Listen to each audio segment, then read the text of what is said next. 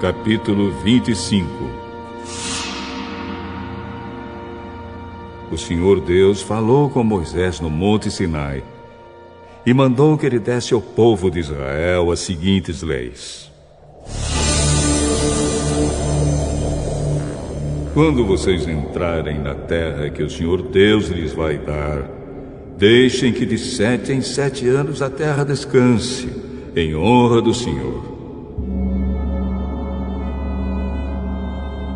Durante 6 anos semeiem os seus campos, podem as parreiras e colham as uvas. Mas o 7º ano será um ano de descanso sagrado para a terra, um descanso dedicado a Deus, o Senhor. Nesse ano ninguém semeará o seu campo, nem podará as suas parreiras. Ninguém colherá o trigo que crescer por si mesmo, nem podará as parreiras, nem colherá as uvas. Será um ano de descanso completo para a terra.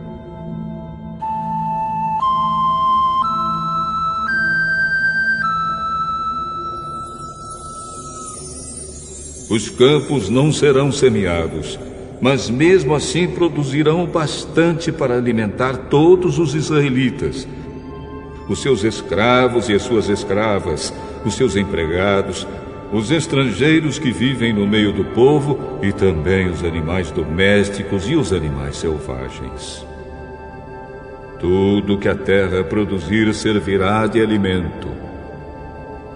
Contem 7 semanas de anos, isto é, 7 anos vezes 7, o que dá um total de 49 anos.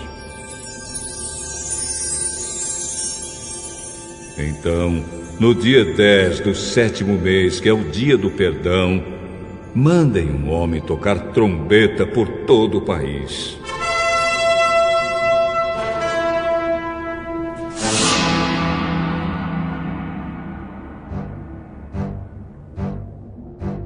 Por esse ano, que vem depois de cada 49 anos, é o ano sagrado da libertação, em que vocês anunciarão liberdade a todos os moradores do país.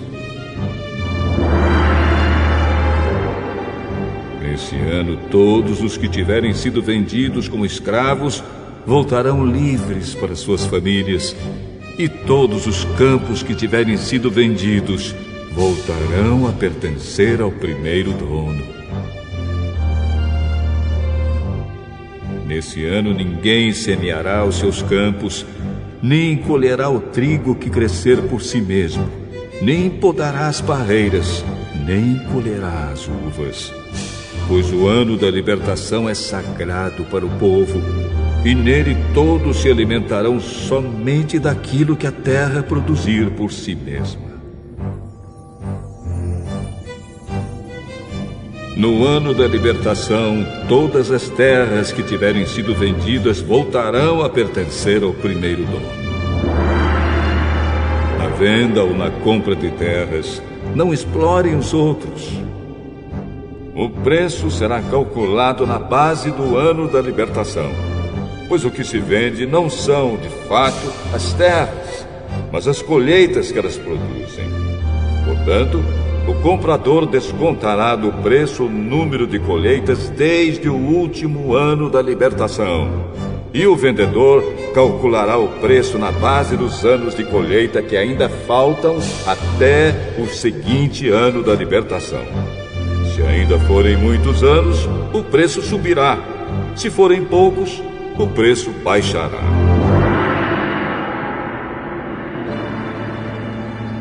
E ninguém explore os outros.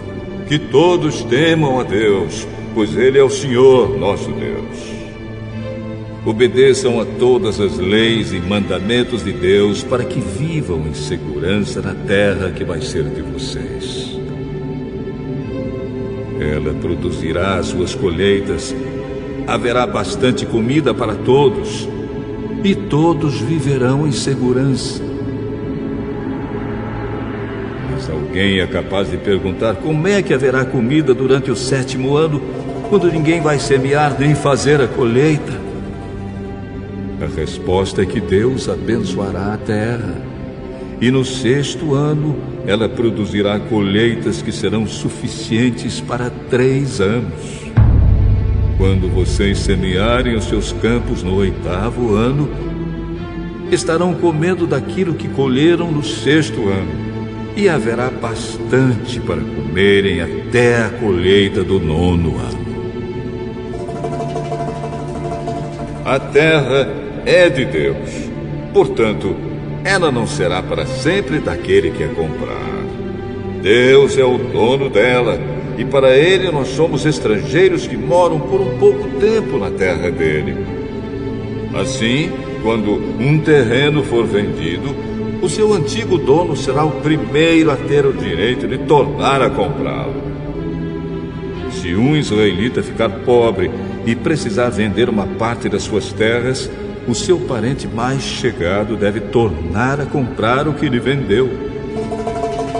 Mas, se ele não tiver um parente que compre as terras, é possível que mais tarde ele mesmo fique rico outra vez, podendo assim tornar a comprar o terreno que vendeu.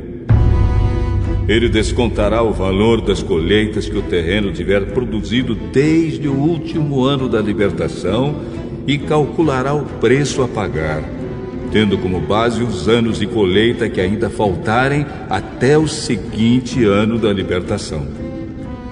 E assim ele será novamente o dono do terreno.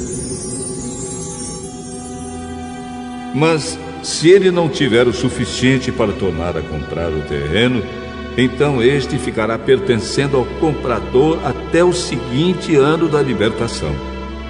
Nesse ano, o terreno voltará a pertencer ao primeiro dono.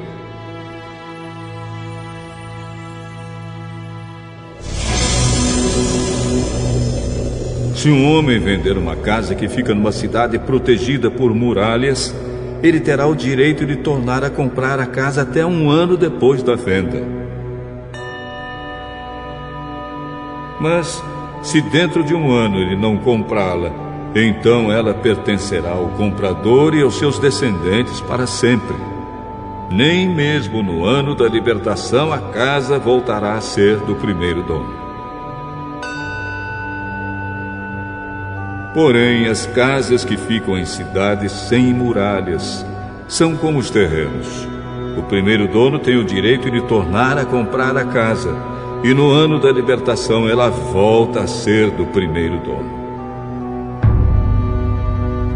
Os levitas têm sempre o direito de tornar a comprar as suas casas que ficam nas cidades onde moram. Mas, se um levita vender a sua casa numa dessas cidades e não tornar a comprá-la, então no ano da libertação a casa volta a ser dele, pois as casas das cidades onde os levitas moram serão sua propriedade permanente no meio do povo de Israel. Mas os campos em volta das cidades onde os levitas moram não podem ser vendidos. Eles pertencem aos levitas para sempre. Se um israelita que mora perto de você ficar pobre e não puder sustentar-se, então você tem o dever de tomar conta dele. Ajude-o como se ele fosse um estrangeiro que mora no meio do povo, a fim de que ele continue a morar perto de você. Não cobre juros sobre o dinheiro que você lhe emprestar. Respeite a ordem de Deus para que esse homem continue a morar perto de você. Não cobre juros sobre o que você lhe emprestar, nem tire lucro dos alimentos que você lhe vender. É isso que o Senhor nosso Deus nos manda fazer. Foi Ele quem nos tirou do Egito para nos dar a terra de Canaã e para ser o nosso Deus. Se um israelita que mora perto de você ficar tão pobre que chegue a ponto de ter de se vender a você para ser seu escravo, não o faça trabalhar como escravo. Trate-o como se ele fosse um empregado ou um estrangeiro que mora com você.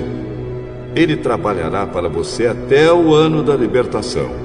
E nesse ano, ele e os seus filhos irão embora e voltarão para sua própria família e para as terras dos seus antepassados. Os israelitas são escravos do Senhor Deus, que os tirou do Egito. Eles não deverão ser vendidos como escravos.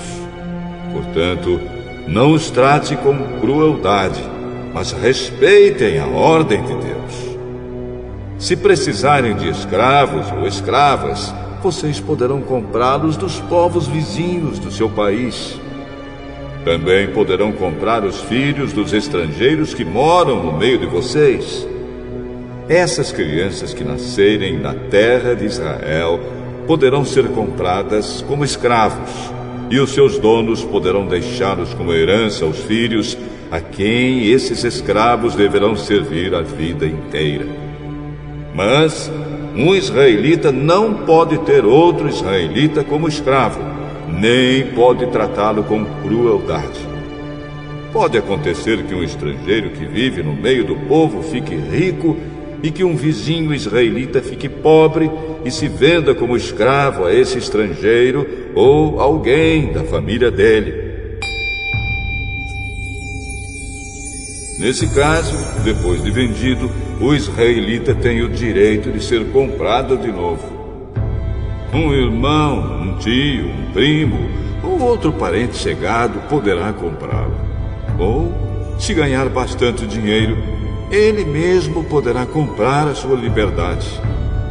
Ele e o homem que o comprou combinarão o preço que deverá ser pago de acordo com o número de anos desde o ano em que ele se vendeu até o seguinte ano da libertação. O cálculo será feito tendo como base o salário que um empregado recebe. Se ainda faltarem muitos anos até o ano da libertação, ele pagará uma parte maior do dinheiro que recebeu quando se vendeu. Mas se faltarem poucos anos, a parte será menor. O dono o tratará como se ele fosse um empregado que é contratado para trabalhar por ano. Não deixem que o dono o trate com crueldade. E se o homem não for libertado por nenhum desses modos, então no seguinte ano da libertação, ele e os seus filhos ficarão livres.